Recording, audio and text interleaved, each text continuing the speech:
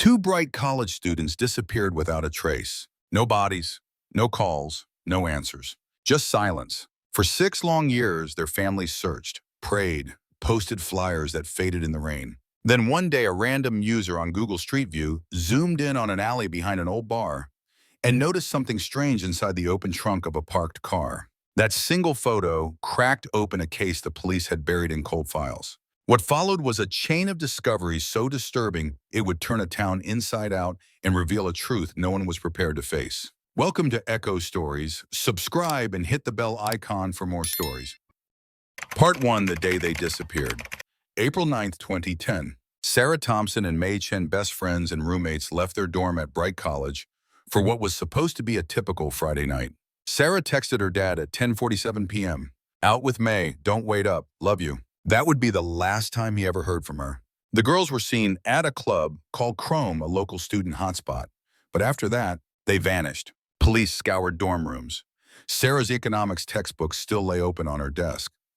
May's coffee mug sat half full on her nightstand, lipstick on the rim. Nothing else was taken.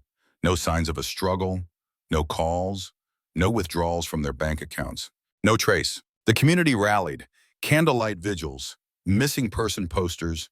A Facebook group called Find Sarah and May grew by the thousands. But as days turned to weeks and weeks to years, the leads dried up. Sarah's father, Mark, never stopped looking. And then 6 years later, at 7:43 a.m., his phone rang. "Mr. Thompson, this is Detective Rodriguez from Aurora County Police.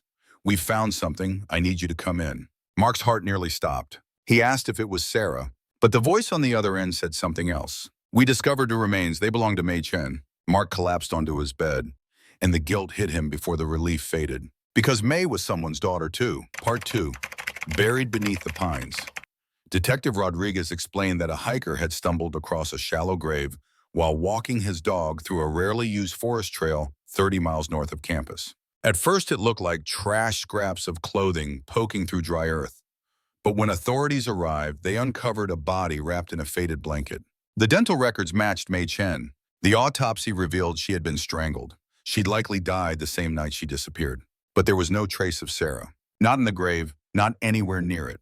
What haunted everyone most was the condition of May's remains. She'd been moved. So the questions multiplied. Why were there no signs of burial activity in the area back in 2010? Who buried her 6 years ago? And where was Sarah? As detectives reopened the investigation, a Reddit user named True Detective 201 posted something strange on a cold case forum. He wrote, "I was looking up places near Chrome nightclub on Google Street View, and I swear I saw something in the trunk of a car behind the alley." Most users dismissed it as nothing. But one curious mod clicked the link, and there it was. A blurry but unmistakable shape, a human leg bent at the knee sticking out from the back of a silver sedan parked behind Chrome.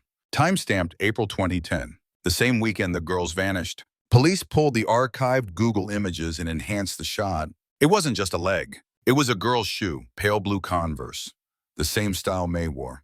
And sitting in the driver's seat, barely visible through the glare, was someone they never expected. Part 3: The Man in the Driver's Seat. With the Street View image enhanced, detectives froze on the driver's side window. You couldn't see much, just a sliver of face, a patch of dark facial hair, sunglasses on the dash. But it was enough. Facial recognition software matched the man to someone they knew. Professor Ronald DeWitt, adjunct lecturer in sociology. Beloved by students, charming, calm. The kind of guy who remembered everyone's name. And the kind of man no one had suspected until now. Investigators revisited his file from 2010. DeWitt had alibied out, saying he'd been home alone grading papers the night Sarah and May vanished. There was no evidence then, nothing to hold him on. But now with this new image, it wasn't proof, but it was reason enough to dig deeper. And what they found was chilling. In 2009, May Chen had filed a complaint against DeWitt with the school's Title IX office. She claimed he made inappropriate comments in class, showed up unexpectedly at the dorm. One night followed her home from the library. The university investigated and quietly closed the case. No disciplinary action. No one told Sarah, but May had documented everything in a private blog recovered from her old laptop. One post read, "He told me if you ever tell anyone, no one will believe you, and I'll make you disappear." Now they had motive, opportunity, and a new suspect. But what they didn't have was Sarah. Then a tip came in, an anonymous call. The voice was disguised, but the message was clear. If you want to find the other girl, look under where the pool used to be. Part 4, the pool that wasn't there. The tip seemed vague, cryptic even. But Detective Rodriguez remembered something odd from DeWitt's original background check. In 2011, 1 year after the girls vanished, he purchased an old farmhouse outside of town. The property records mentioned a swimming pool, but in the most recent drone image from 2017, it was gone, completely filled in. Within 24 hours, cadaver dogs and ground-penetrating radar were on site.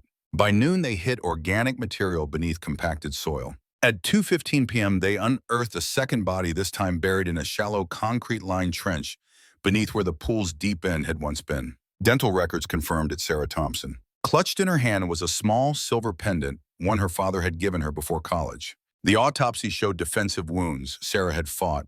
Police arrested Professor Ronald DeWitt at his office the next morning. He was calm, collected, even as officers cuffed him in front of his stunned students. But when he was shown the Google Street View image, he went pale. "I thought those things updated," he muttered. "I didn't know it saved that long." That was his mistake.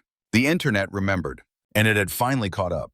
In interrogation, DeWitt confessed. He said he confronted May outside the club, tried to scare her into deleting the complaint she had threatened to renew.